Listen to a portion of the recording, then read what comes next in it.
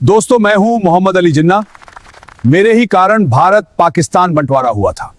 मैंने 75 करोड़ रुपए पाकिस्तान को दिलाए ताकि भाईचारा बना रहे। मैंने पाकिस्तान को एक भी रुपया दिए जाने का विरोध किया, लेकिन गांधी के पाकिस्तान प्रेम के कारण मुझे झुकना पड़ा। यह कहानी 1947 की उस तपती दोपहर से शुरू नहीं होती जब सीमा रेखा खींची गई थी, बल्कि इसकी जड़ें सदियों पीछे और हजारों मील दूर लंदन की उन गलियों में छिपी हैं, जहां एक नौजवान भारतीय अपनी पहचान तलाश रहा था। 25 दिसंबर 1876 को कराची के खारादर इलाके में एक बच्चे ने जन्म लिया। पिता जिन्ना भाई पूंजा एक संपन्न व्यापारी थे। उनका परिवार खोजा जाति से था, जिन्होंने सदियों पहले हिंदू धर्म से इस्लाम अपनाया था। उस बच्चे का नाम रखा गया मोहम्मद अली जिन्ना। जिन्ना बचपन से ही मेधावी थे और 1892 में वे वकालत की पढ़ाई करने लंदन चले गए। लंदन की आबोहवा ने जिन्ना को पूरी तरह बदल दिया। वे एक ऐसे अंग्रेज भद्र पुरुष बनकर लौटे जो नमाज से ज्यादा कानून की किताबों और सूट बूट की शान में यकीन रखते थे। लेकिन जब 1896 में वे भारत लौटे तो उनके पिता का कारोबार डूब चुका था। जिन्ना के पास न दौलत थी न पहचान, बस था तो एक अडिग आत्मविश्वास। उन्होंने बंबई को अपना कार्य क्षेत्र चुना और जल्द ही शहर के सबसे महंगे और मशहूर वकील बन गए। उस समय के जिन्ना और 1947 के जिन्ना में जमीन आसमान का फर्क था। शुरुआती दौर में जिन्ना कट्टर धर्मनिरपेक्ष थे। वे भारतीय राष्ट्रीय कांग्रेस के सदस्य थे और गोपाल कृष्ण गोखले को अपना आदर्श मानते थे। उनकी देशभक्ति पर किसी को शक नहीं था। सरोजिनी नायडू ने तो उन्हें हिंदू मुस्लिम एकता का राजदूत तक कह दिया था। 19वीं सदी के अंत तक अंग्रेज समझ चुके थे कि अगर भारत पर राज करना है तो यहाँ की सबसे बड़ी ताकत हिंदू और मुस्लिम एकता को तोड़ना होगा। उस समय का बंगाल प्रेसिडेंसी क्रांतिकारी गतिविधियों का केंद्र था। बिहारी, बंगाली, हिंदू और मुसलमान मिलकर अंग्रेजों की नाक में दम कर रहे थे। तभी प्रवेश होता है लॉर्ड कर्जन का। 1905 में कर्जन ने एक चाल चली जिसे इतिहास बंगाल विभाजन के नाम से जानता है। अंग्रेजों ने तर्क दिया कि बंगाल बहुत बड़ा है और प्रशासनिक सुविधा के लिए इसे 2 भागों में बांटना जरूरी है, लेकिन असलियत कुछ और थी। उन्होंने बंगाल को इस तरह बांटा कि एक हिस्सा मुस्लिम बहुल और दूसरा हिंदू बहुल। अंग्रेजों ने मुस्लिमों को यह सपना दिखाना शुरू किया कि इस नए प्रांत में उनकी अपनी सत्ता होगी। यह भारत की अखंडता पर पहला कुल्हाड़ी का प्रहार था। बंगाल विभाजन ने नफरत की वह चिंगारी लगा दी थी जिसे हवा देने के लिए अंग्रेजों ने 1906 में ढाका के नवाबों और मुस्लिम कुलीनों को उकसाया। 30 दिसंबर 1906 को ढाका में एक सभा हुई जहां अखिल भारतीय मुस्लिम लीग का जन्म हुआ। इसका मुख्य उद्देश्य मुस्लिमों के राजनीतिक अधिकारों की रक्षा करना बताया गया, लेकिन पर्दे के पीछे ब्रिटिश हुकूमत इस नई पार्टी को कांग्रेस के खिलाफ एक सुरक्षा कवच की तरह इस्तेमाल करना चाहती थी। दिलचस्प बात यह है कि उस समय जिन्ना मुस्लिम लीग के सख्त खिलाफ थे। उन्होंने लीग की सांप्रदायिक राजनीति की आलोचना की और कांग्रेस के मंच से एक राष्ट्र की बात की। इतिहास सिर्फ तारीखों का खेल नहीं है, यह इंसानी अहंकार की भी कहानी है। जिन्ना वकालत की दुनिया में नेहरू और पटेल से वरिष्ठ थे। वे एक सफल और स्वाभिमानी वकील थे। दूसरी ओर जवाहरलाल नेहरू एक प्रभावशाली और अमीर परिवार से ताल्लुक रखते थे। इन नेताओं के बीच विचारों का ही नहीं बल्कि व्यक्तित्व का भी टकराव था। जिन्ना को लगता था कि कांग्रेस में उनकी उपेक्षा हो रही है, जबकि नेहरू और पटेल की लोकप्रियता गांधी जी के सानिध्य में तेजी से बढ़ रही थी। 1909 के सुधारों के जरिए अंग्रेजों ने मुस्लिमों को पृथक निर्वाचन का अधिकार दे दिया, यानी मुस्लिम सीटों पर सिर्फ मुस्लिम उम्मीदवार खड़े होंगे और सिर्फ मुस्लिम ही वोट देंगे। यह वह दौर था जब भारत की राजनीतिक जमीन पर हम और वे की दीवार खड़ी की जा रही थी। जिन्ना अभी भी एकता के सूत्र में बंधे थे, लेकिन मंच तैयार हो चुका था एक ऐसे नाटक के लिए जिसका अंत करोड़ों लोगों के खून और आंसुओं से होने वाला था। प्रथम विश्व युद्ध की समाप्ति के बाद भारत की राजनीति में एक ऐसे व्यक्ति का प्रवेश हुआ जिसने न केवल आंदोलन का तरीका बदला बल्कि जिन्ना जैसे वैचारिक नेताओं की जमीन ही हिला दी। 1915 में मोहनदास करमचंद गांधी दक्षिण अफ्रीका से भारत लौटे। जिन्ना और गांधी दोनों ही वकील थे, दोनों ही गुजराती पृष्ठभूमि से थे, लेकिन उनके काम करने का तरीका बिल्कुल अलग था। जिन्ना बैठक कक्ष की राजनीति, कानूनी दलीलों और संवैधानिक चर्चाओं के कायल थे, वहीं गांधी जी ने राजनीति को बैठक कक्ष से निकालकर धूल भरी सड़कों पर ला खड़ा किया। 1916 में जिन्ना ने अपनी राजनीतिक सूझबूझ से लखनऊ समझौता करवाया। यह वह समय था जब कांग्रेस और मुस्लिम लीग एक ही मेज पर बैठे थे। जिन्ना को लगने लगा था कि वे हिंदू मुस्लिम एकता के सबसे बड़े पुल बन चुके हैं। लेकिन 1920 का दौर आते आते स्थितियां बदल गईं। गांधी जी ने असहयोग आंदोलन और खिलाफत आंदोलन को मिलाकर एक जन सैलाब खड़ा कर दिया। जिन्ना इस धार्मिक भीड़ वाली राजनीति से बेहद डरे हुए थे। उन्हें लगता था कि सड़कों पर उतरी भीड़ लोकतंत्र के लिए नहीं बल्कि अराजकता के लिए है। इसी वैचारिक मतभेद के कारण 1920 में जिन्ना ने कांग्रेस से इस्तीफा दे दिया। यह भारतीय इतिहास का वह मोड़ था जहां से रास्ते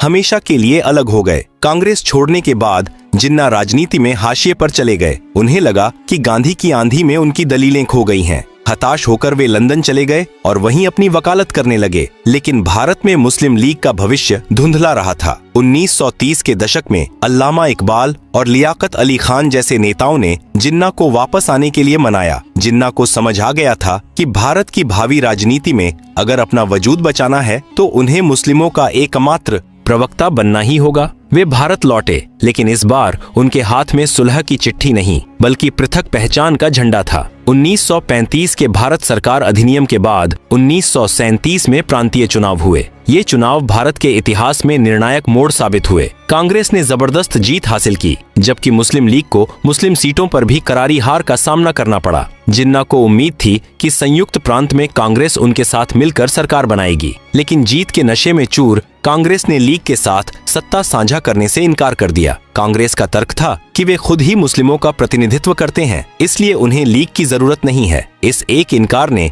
जिन्ना के मन में यह डर बैठा दिया कि आजाद भारत का मतलब हिंदू राज होगा, जहां मुस्लिमों की कोई सुनवाई नहीं होगी। 1937 की हार और कांग्रेस के व्यवहार ने जिन्ना को पूरी तरह बदल दिया। जो जिन्ना कभी शेरवानी पहनने से कतराते थे, अब वे कायदे आजम के रूप में उभरने लगे। उन्होंने एक खतरनाक विचारधारा तैयार करना शुरू किया। हिंदू और मुस्लिम केवल दो धर्म नहीं बल्कि दो अलग अलग सभ्यताएं हैं जो कभी एक साथ नहीं रह सकती। मार्च 1940 में मुस्लिम लीग के लाहौर अधिवेशन में पाकिस्तान प्रस्ताव पारित किया गया। जिन्ना ने अब स्पष्ट रूप से एक अलग देश की मांग रख दी थी। इसी दौरान सावरकर की हिंदू राष्ट्र की अवधारणा और अन्य संगठनों का उदय भी हो रहा था, जिसने जिन्ना के दावों को और खाद पानी दिया। अब लड़ाई केवल अंग्रेजों से आजादी की नहीं थी, बल्कि इस बात की थी कि उस आजादी का मालिकाना हक किसके पास होगा। सत्ता की यह भूख और सुरक्षा का यह डर अब एक ऐसी आग में तब्दील होने वाला था जिसकी लपटों में पूरा उपमहाद्वीप झुलसने वाला था। द्वितीय विश्व युद्ध के बाद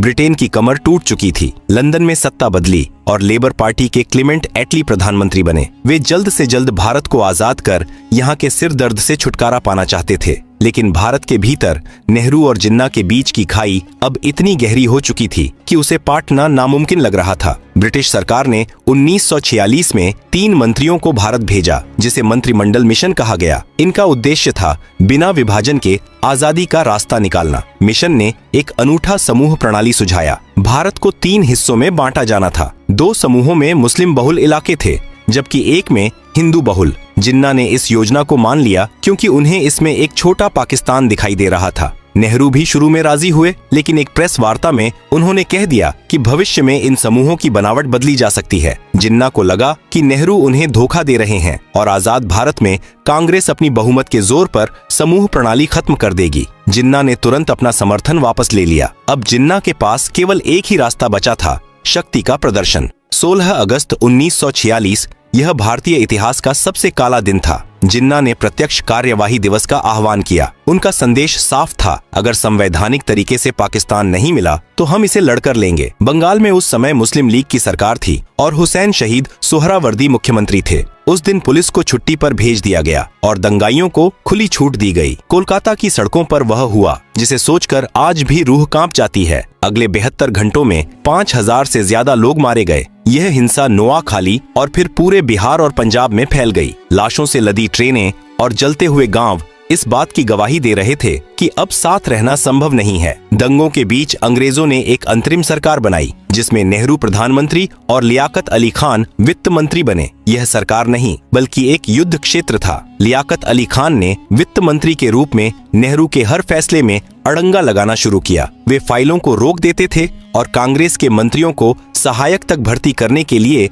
लीग की अनुमति लेनी पड़ती थी। सरदार पटेल जो अब तक विभाजन के सख्त खिलाफ थे, इस प्रशासनिक घुटन और सड़कों पर हो रहे नरसंहार से टूट गए। उन्होंने महसूस किया कि अगर हमने आज विभाजन स्वीकार नहीं किया तो पूरा भारत छोटे छोटे टुकड़ों में बंट जाएगा और हर दफ्तर में गृह युद्ध होगा। इतिहास अक्सर पूछता है कि गांधी, नेहरू और पटेल ने विभाजन क्यों माना। सच यह है कि 1946 के दंगों ने उन्हें यह एहसास करा दिया था कि जिन्ना अब पीछे नहीं हटेंगे। पटेल ने कहा था, अगर एक अंग में सड़न हो जाए तो पूरे शरीर को बचाने के लिए उस अंग को काटना ही पड़ता है। गांधी जी शुरू में इसके खिलाफ थे। उन्होंने कहा था कि विभाजन मेरी लाश पर होगा, लेकिन अंततः उन्हें भी अपने शिष्यों की विवशता और देश को जलते देख मौन स्वीकृति देनी पड़ी। अब तक यह तय हो चुका था कि भारत बंटेगा। सवाल बस यह था कि लकीर कहां खींची जाएगी और वह लकीर कितनी गहरी होगी। मार्च 1947 में भारत के अंतिम वायसराय बनकर लॉर्ड माउंटबेटन दिल्ली पहुंचे। वे अपने साथ एक बहुत ही कठिन कार्य लेकर आए थे, ब्रिटिश शासन का अंत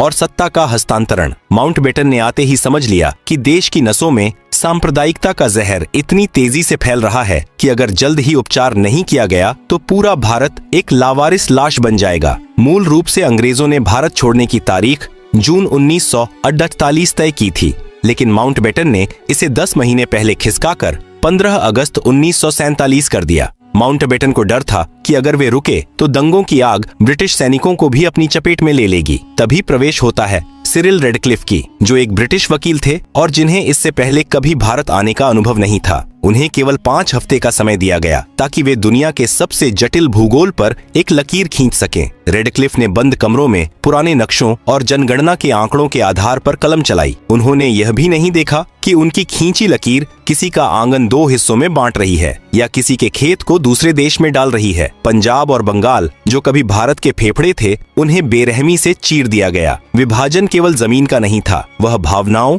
यादों और संपत्तियों का भी था। बंटवारा इतना सूक्ष्म था कि सरकारी दफ्तरों की मेज, कुर्सियां, टाइपराइटर और यहाँ तक कि पुस्तकालयों की किताबों तक को आधा आधा बांटा गया। जिस सैन्य दल में मुस्लिमों की संख्या ज्यादा थी वह पाकिस्तान को दे दी गई और बाकी भारत के पास रही। विभाजन के समय भारत के खजाने में जो पैसा था उस पर भी विवाद हुआ। जिन्ना ने पाकिस्तान को भारतीय खजाने से कुल 75 करोड़ रुपए देने की जिद की, जो उस समय भारतीय खजाने का 17.5% हिस्सा था, जिसकी पहली किस्त 15 अगस्त 1947 को 20 करोड़ दे दी गई। बाकी 55 करोड़ रुपए देने का सरदार पटेल सुरक्षा कारणों से रोकना चाहते थे, लेकिन गांधी जी ने आमरण अनशन की धमकी दी ताकि पाकिस्तान को उसका हक मिले और भविष्य के रिश्ते कड़वे न हों। अंततः गांधी जी के दबाव में वह राशि पाकिस्तान को दी गई, लेकिन रिश्तों में आई वह खटास आज तक नहीं मिटी। 14 अगस्त की रात पाकिस्तान वजूद में आया और 15 अगस्त को भारत ने अपनी आजादी का जश्न मनाया। लेकिन विडंबना देखिए, जिस दिन करोड़ों लोग आजाद हुए उन्हें यह तक नहीं पता था कि वे किस देश के नागरिक हैं। रेडक्लिफ ने अपनी सीमा रेखा की घोषणा 15 अगस्त को नहीं बल्कि 17 अगस्त को की थी। 2 दिनों तक पंजाब और बंगाल के सीमावर्ती इलाकों में लोग इस खौफ में रहे कि उनका घर लकीर के इस पार है या उस पार। जब लकीर खींची तो वह किसी घाव की तरह थी। रातों रात दोस्त दुश्मन बन गए। जो पड़ोसी कल तक एक दूसरे के सुख दुख के साथी थे, वे अब एक दूसरे के खून के प्यासे हो गए। विभाजन के बाद जो मंजर देखा गया वह मानवीय इतिहास की सबसे बड़ी त्रासदी थी। लगभग 1.5 करोड़ लोगों को अपना घर, अपनी जड़ें और अपनी पहचान छोड़कर भागना पड़ा। सड़कों पर मीलों लंबी कतारें थीं, हाथों में थोड़ा सा सामान और आंखों में अनजाना डर। सबसे खौफनाक मंजर था उन शरणार्थी ट्रेनों का। ट्रेनें जब स्टेशन पर रुकती थीं तो वे यात्रियों से नहीं बल्कि लाशों से भरी होती थीं। डिब्बों पर खून से लिखा होता था, पाकिस्तान भारत को तोहफा। महिलाओं के साथ जो बर्बरता हुई वह शब्दों में बयान करना असंभव है। लगभग 10 से 20 लाख लोग इस नफरत की भेंट चढ़ गए। किसी ने अपना बेटा खोया, किसी ने माँ, तो किसी ने अपनी पूरी विरासत। जिन्ना ने वह पाकिस्तान तो पा लिया जिसके लिए उन्होंने अपनी पूरी राजनीतिक पूंजी लगा दी थी, लेकिन नियति ने उनके पास समय नहीं छोड़ा। जिन्ना को लंबे समय से राजयक्ष्मा थी जिसे उन्होंने छिपा कर रखा था। उन्हें डर था कि अगर कांग्रेस या अंग्रेजों को उनकी बीमारी का पता चल गया तो वे पाकिस्तान बनने का इंतजार करेंगे और उनकी मृत्यु के बाद योजना ठंडे बस्ते में चली जाएगी। विभाजन के महज 1 साल बाद 11 सितंबर 1948 को जिन्ना की मृत्यु हो गई। जिस देश को उन्होंने 2 राष्ट्रों के सिद्धांत पर बनाया था वह उनके जाने के बाद ही अस्थिरता और संघर्षों के भंवर में फंस गया। उनके बाद के नेतृत्व ने उस धर्मनिरपेक्ष पाकिस्तान की छवि को पूरी तरह मिटा दिया, जिसकी बात जिन्ना ने अपने शुरुआती भाषणों में की थी। आज 77 साल बीत चुके हैं, लेकिन 1947 का वह घाव आज भी हरा है। नेहरू और पटेल की विवशता, जिन्ना की जिद्द और अंग्रेजों की चालाकी ने मिलकर एक ऐसा नक्शा तैयार किया जिसने न केवल जमीन को बांटा बल्कि दिलों के बीच भी कंटीली तारें खींच दी। विभाजन केवल एक राजनीतिक फैसला नहीं था, बल्कि एक प्रशासनिक और मानवीय विफलता थी, एक ऐसी जल्दबाजी जिसने करोड़ों लोगों को शरणार्थी बना दिया। आज जब हम आजादी की खुशियां मनाते हैं तो हमें उन गुमनाम चीखों को भी याद रखना चाहिए जिन्होंने उस आजादी की बहुत भारी कीमत चुकाई थी। विभाजन का इतिहास हमें सिखाता है कि जब राजनीति धर्म और अहंकार के चश्मे से देखी जाती है तो नक्शे तो बन जाते हैं, लेकिन इंसानियत हार जाती है। आज के लिए बस इतना ही, मिलते हैं बहुत जल्द। जय हिंद, जय भारत।